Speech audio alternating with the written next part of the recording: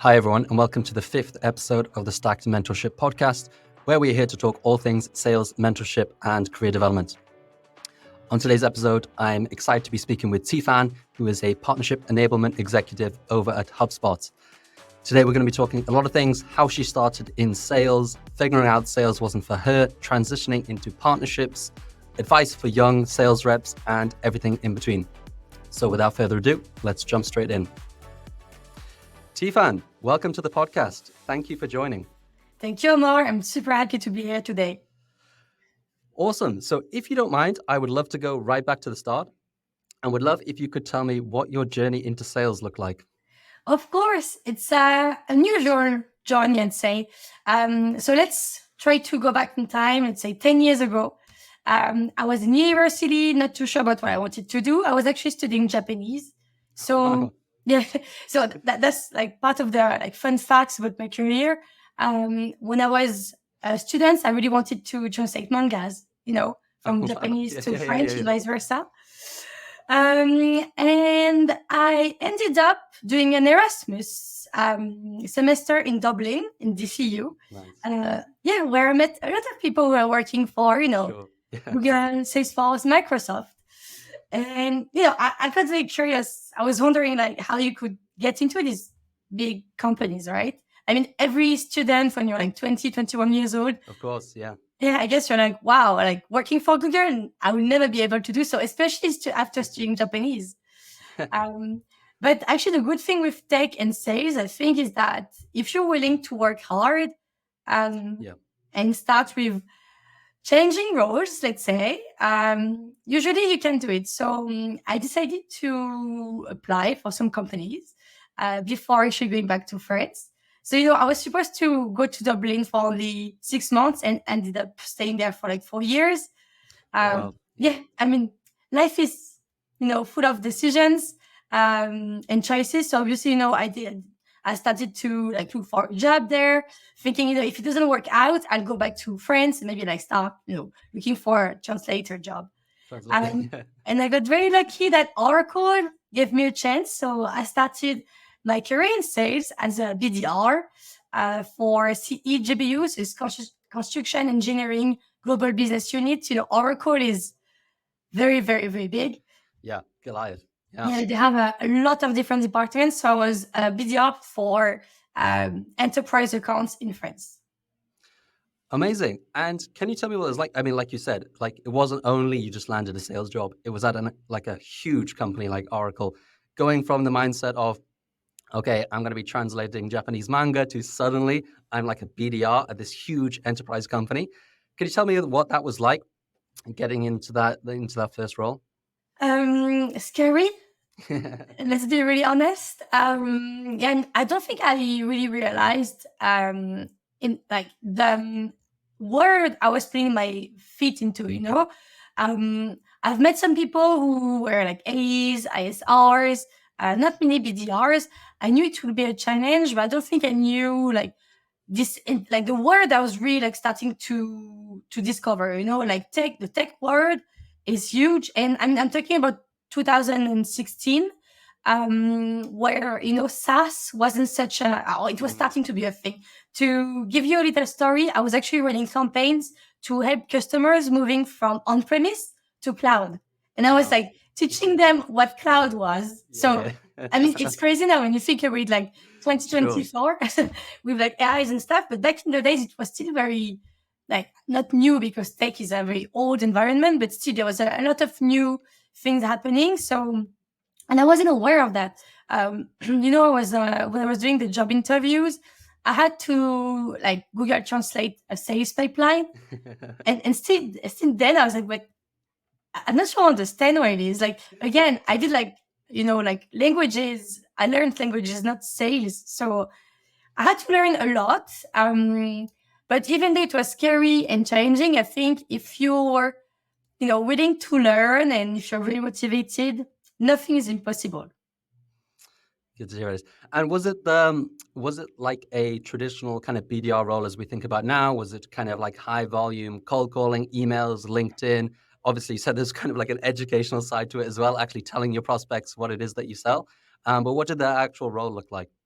So I'd say it was a bit less. It wasn't transactional because Oracle and especially this product itself was like more was targeting bigger companies like EDF, Arevas, like the big ones in France. So obviously, when you do ABM and when you target enterprise companies, you try to like do some account mapping and be a bit more, like to customize the way you reach out people, which is great because again, like I started as an like enterprise BDR, where I had to learn like all this good stuff that I just mentioned, like account-based marketing, sorry, and like account mapping. So I was working with 4 field sales.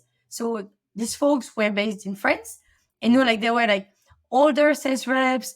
They were like working in the tech environment for years and years. And basically my role was like to schedule meetings, like face-to-face meetings with them. Thinking about it nowadays, you're like, what? We didn't even like use Zoom. Where I had this like this phone with like you had to dial on it and like the wire like this. Yeah. I'm not 50 years old, by the way. It wasn't that long ago, but still. And then we had what we call an inside sales rep. So he was like the one in between me, the BDR, and the field sales. He was also located in Dublin with me, and he was dealing with like the smaller size deals. So I think I got very lucky because it was a really like 360 degrees BDR role in the way that I had to do, like very customized campaigns, but also more like volume. And obviously we had to do, I think, 35 or 40 calls a day. Yeah. Or I think it was like 2 hours on the phone just to make sure that obviously, it is what it is. But I think even though some people don't like calling, if you want to generate results, you need to have volume, and it's mathematics, we can't fight it. It is what it is. Interesting. And so I think I gathered from your LinkedIn, correct me if I'm wrong, that in that first role, you were hitting quota pretty consistently. Did you find that you kind of clicked, you got into this role, you felt like you were in your groove, this was the perfect role for you? Did you find actually hitting quota was actually an uphill battle? It was kind of a struggle. What was this like? Tough, really tough. To be honest with you, so yes, I think I never missed any quarter, but I did have like a 3 months ramp when I started. No, it was really, really difficult. But what I did was to be also very vulnerable and honest with my manager, and they knew. So everybody in my team was pretty senior. Even like I was 20 or 21, everybody was around like 30 by then. So I was like the real baby of the team. It was my first real job, like not an internship, but a real actual job. But I didn't lie to anybody. Like they knew everything. So they knew that maybe I would need more coaching. I would need more time, like one-on-ones. And I actually had a few people who took some time to like mentor me, coach me. Like I was shadowing people, then they were shadowing me as well. I mean, like the first times I had to pick up the phone, I was not feeling good. Let's be honest. But and then I just learned by doing and failing and learning from these failures and doing it again. And yes, some days were super tough and I hated doing it. And some days, when you see like a success and you had this like this big whiteboard with like our names on it and like our performance, if you were like reaching number 1, obviously you are like super excited. And I think, the role was difficult, but what made it quite enjoyable and maybe easy for me to learn and like reach quotas was obviously my manager. And still nowadays, it's been almost 9 years or 10 years that I'm not a BDR anymore, but Lorna, if you listen to this podcast, thank you. She was unbelievable, really coaching me, giving me advice, like books to read, people to reach out to. And also the team we had like a very, very strong bonded team. I mean, we all went to Madrid together for a weekend. It was like family, So I felt so supported that I wanted to perform because it wasn't only for me, it was also for the team, for my manager, and also for my own career and development. Amazing. But like you mentioned, kind of a lot of the learnings kind of came from you just kind of being open, honest, vulnerable, that you were the junior person, that you did need the help, and kind of accepting the help from the more senior people in your team. Amazing. And so, yeah, I think it was just over a year that you stayed at Oracle. Would be interested to know, when did the time come that you thought you wanted to move on? Was it the opportunity at LinkedIn came up? Was it you didn't feel there was so much growth at Oracle? Like, what was this like? A mix of both. So basically, I think if some people listen to this podcast and they were or they used to be a BDR, I think everybody knows, like when you're a BDR, it's never for 5 years. You usually do it for like 1 to 2 years maximum, and then you really want to move to the next stage. Which I think is important as well. Like to be a good AE or sales rep, you need to have done some BDR roles in the past. It's super important. But anyway, so yes, after I think I did 15 or 18 months at Oracle as a BDR, obviously really wanted to move internally, to move to AE. But there was a few things, obviously, there's some BDRs, they think we're like Pokemons, and whenever you trigger like one level, boom, you become an AE. It doesn't work like this at all. Sorry. You need to have space, headcounts.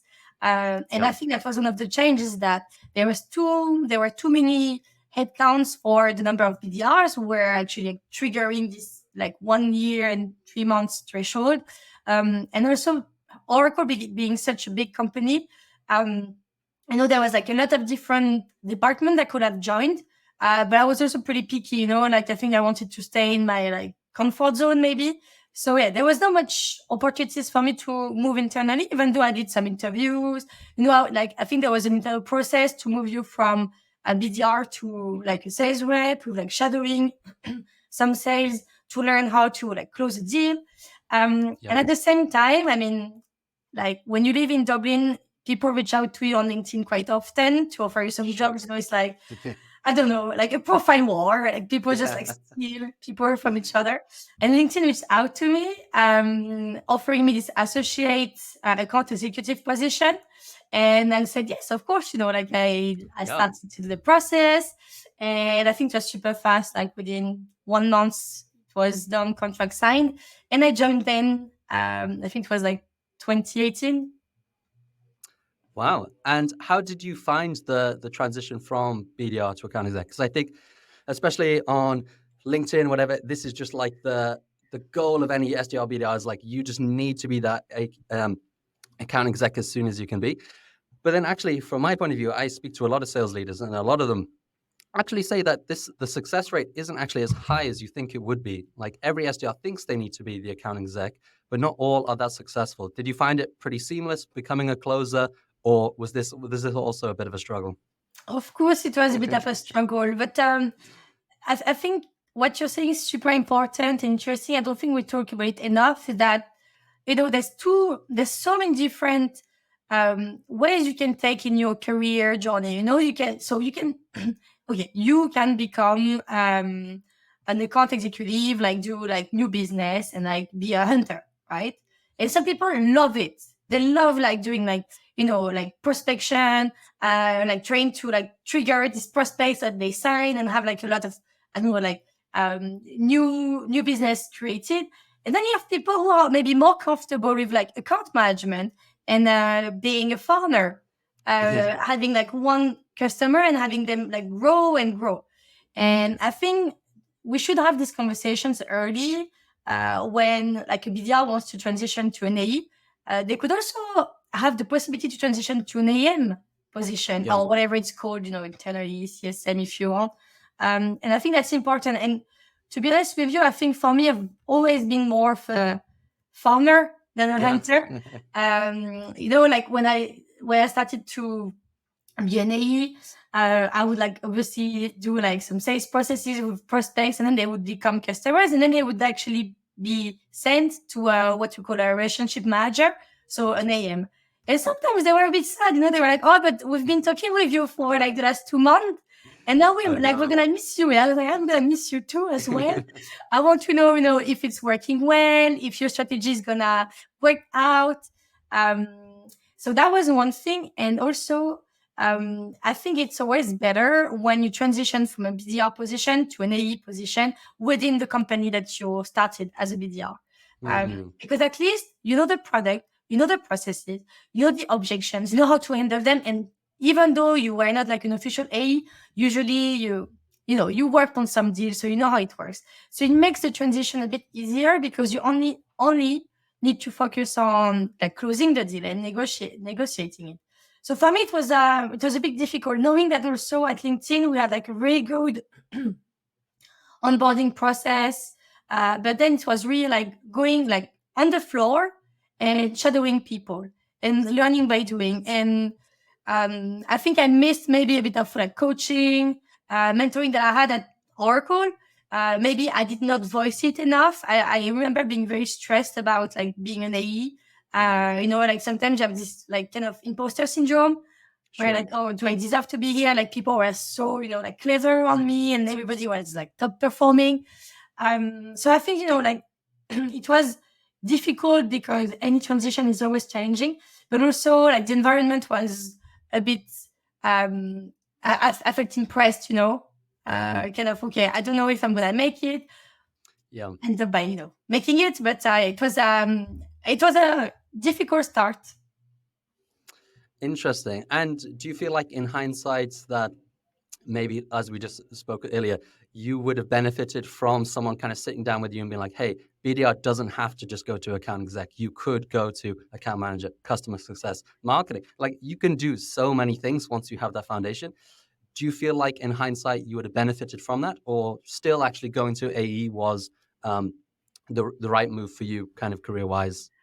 I mean, I don't want to change the past. I'm super happy with the career that I did and where I am so far. And I'm sure like being an AE helped me reach like some skills that now like are required in my actual job. But yes, to be honest with you, I think we don't, even nowadays, we don't talk enough about like all the possibilities that we have in like in tech, in sales. Yes, you have AE, you have AM to your point. You can also move to marketing. But I think BDRs, they have this thing that to be a complete, to be a real employee, I don't know how to phrase it better. You have to be an AE. If you're not an AE, you're nothing. Well, no, you failed. Oh, it's all over. Yeah, like a failure. No, not at all. And it's completely fine also to realize that it's not the job that's meant for you. Doesn't mean that you'll be like, first of all, doesn't mean that you are a failure.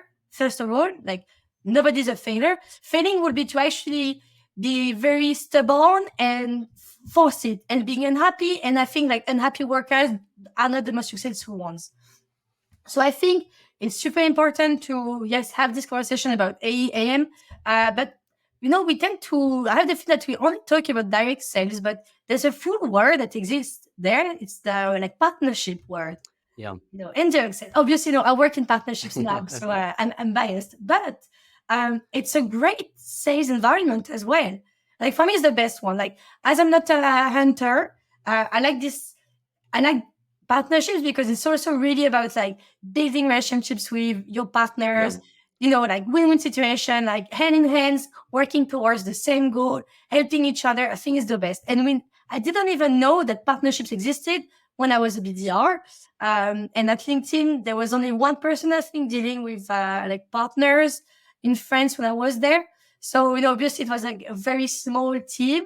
But yes, so I think it's important as a manager, as a company, to really have these conversations with your BDR and like junior profiles about, okay, so this is what you did or you started with or as. Now here, what you can do and like all the possibilities that you have. Interesting. So yeah, on that note then, tell me, when did the time come then? So you are at LinkedIn, you are the account exec, you need to be the hunter. You don't feel like potentially you are the hunter. What was kind of going through your head at that time? And when was the point that you were like, okay, being an account exec isn't for me. I need to, like you said, transition into partnerships or something else?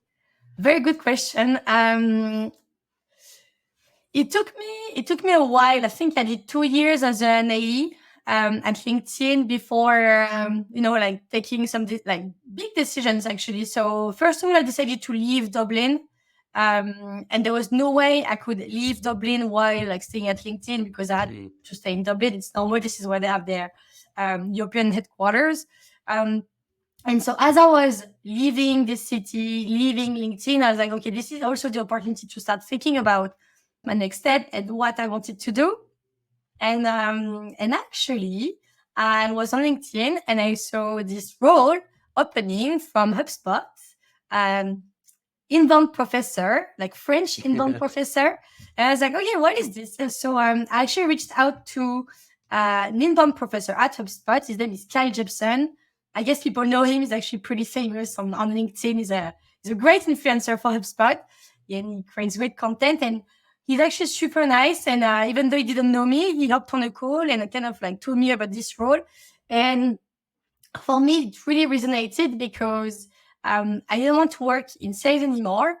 I mean, as a sales rep, but I wanted to keep working in this like big like sales tech environment. Yeah. And while I was, like an AE, I was actually doing a few like, coaching sessions to my customers or prospects, like on how to rock your profile on LinkedIn. And I love that. I actually got invited to a university and spoke in front of 400 students. I was like 22 at the time or 23. Oh, wow. And I love that. I mean, it was super scary. Like my voice was like that, but it was really, really great.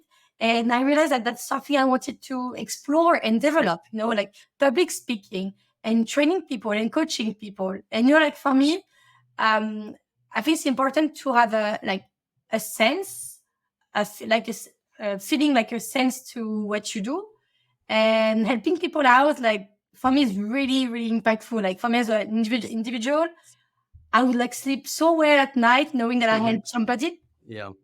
So that's why, like when I saw this role, like the French inbound professor role, and then I spoke to Kyle, I was like, okay, this is like that's the dream role. And so I did the interviews, and what I like with HubSpot is that the interviews are really about like who you are and how you deal with situations. So it's really like situational questions, like tell me about a time where like this happened and how did you deal with it. I had a great fit with all the people I spoke with, and I joined them in 2019. Interesting. And I remember when we first connected, looking at your profile, I was like, what even is an inbound professor? Like, I don't even know what you do for a living. Like that. But like, it's interesting. And it sounds great. Like you found that this was actually like the true calling. But like, did you feel like any, I don't know, hesitation from, okay, you were the account exec, you were the revenue generating individual. Did you feel like it was a bit of a risk? It was still a bit of a leap of faith, or it just kind of felt, okay, this is where I belong in the company. This is what I should be doing. I'll figure everything else out. Obviously, I took a step back money-wise, because we're not gonna lie, when you work in sales, it's a hard job, but you make some money, which is nice. And actually, thankfully, I mean, it's a hard and difficult job, but it's really rewarding when you're successful. So yes, I mean, like I had to really think about it as well. Like, okay, so am I willing to lose money? Am I willing to change my lifestyle as well? But Berlin is way cheaper than Dublin. So actually, everything kind of like worked out perfectly. So that was one thing. The other thing was also like to start everything from scratch again, like to your point, what is even being an inbound professor? Yeah. And I was the first one for France. So I had the feeling that people were like, I had like a lot of expectations and I had no idea what I was doing, like, okay, so I mean, I'm an inbound professor. I don't know what this is, but I'm going to do my best. But you know what? It was great because I had like a lot of freedom to kind of like shape the role as well towards what the market needed, what France needed, what the French teams needed. And this kind of grew and developed throughout the years as well. I mean, like I was alone for like 2 years, and then we hired like one and a second person as well. So then we were 3 people for the French market. But yes, also I think it required some, again, like humility to like tell yourself, okay, so now here I am. I'm gonna start again as an associate, and like it's like, okay, I was there and going back there, but which is fine. I think again, that's great that we can have so many different jobs in a career, and who knows, maybe it's gonna happen again. But yes, so it required some humility, and also I guess like some hard work. But I that was a job that I really enjoyed doing. And I think so far it was really my dream job. It was great, like to start from associate to senior, because the learning path was amazing. And do you have any tips then for maybe anybody who is listening who, I don't know, is a BDR, is an account exec, who is maybe like you did thinking, okay, maybe I'm not actually the hunter, or maybe I don't want to be the closer or something, on kind of figuring out that next step? For you, like you said, it was that humility, taking the step back. But yeah, any top tips on how they should figure out their career path from here? Yes, the first one is to be comfortable being vulnerable and also being humble. Speak up. We are surrounded by people, very successful people, senior people in your leadership team as well. And these people usually they're actually pretty approachable and happy to help. People love when you come see them and you ask for some advice. Usually it's rare if you have somebody no, I don't have the time. And this is how, for me, I always kind of triggered a career move. Even last year, I had an amazing talk with one of our senior leadership person at HubSpot, just talking about how I was feeling and my career. And this person gave me a great tip to actually sit down and do some deep thinking. It's a bit hard, because you get really into your head, and there's so you write down some stuff like pros and cons. And I ended up crying, but not because I was sad, just because, because you were getting it out. Yeah. Exactly. And I think that's great. And we live in this super fast-paced world. I'm so not patient, and also for me, things needs to get fast and get things done very quickly. And actually, sometimes taking the time to take a step back and think deeply is really helpful. So speak up, deep thinking. And the last tip I would give is also to be aware that you are your own and worst enemy. So if you tell yourself that something is not going to work, it's not going to work. But I would always try at least, to ask to, apply for the job instead of telling myself, no, I'm not good enough. Because in this case, you're going to fail in any case because you're not even trying. And usually, for me, it's try to get there. If you don't get it, the job you're looking for, I don't know, the promotion that you're expecting, sit back, listen to the feedback, understand why it didn't work out, plan, create a plan on how you can do better and do it again. So, fail, learn, try again, and at some point you're sure to be successful. Yeah, and like you say, a lot of deep thinking and retrospection. Okay, great. And then so you were the inbound professor. I think you went to partner professor, partnership enablement now. So you've gone from the junior figure to the senior figure. You did mention it earlier in the podcast, but could I ask the role that mentorship essentially played in your career, both, as you mentioned, at Oracle, being the mentee, and now as the senior figure at HubSpot? I imagine someone that people look up to, who are just kind of joining your team, all of those kind of things. And yeah, the value and impact this had on your career. I've always had a mentor. And what I would recommend is to have two mentors, one in your company and one outside from your company. Why am I suggesting it? Is because the one, the internal mentor, can help you with all the politics and how to position yourself, because usually they've been through the same journey. But somebody external is also really helpful for more the bigger picture, because again, yes, you can spend 10 years in the same company, but let's be honest, we tend to stay, I don't know, 3 to, I'm going to reach 5 years at HubSpot, and maybe I'm going to stay longer because I'm really happy there. But usually it's 3 years and then you change company, which is healthy. I think it's important as well to see what's out there. But I always had two mentors at least. And these people really helped me throughout my entire journey. Even today, I do have mentors. I said because obviously, and I hope everybody's growing in their career, but doesn't mean you're gonna at some point reach this level where now you're the master, and now you're only gonna be a mentor and never a mentee anymore. I think it's healthy to keep being a mentee, but also I think mentoring So I'm also mentoring people. Now I'm coaching some students as well, like that are like about to finish their, graduate program, and so gonna start their like professional life. Just and for me, it's super interesting to see the limited beliefs that people have. Like, hey, if I take this job, that's it. That's the end of my career. If I take this sales role, I'm gonna be a sales rep forever. Yeah. And I'm like, no, it doesn't work this way.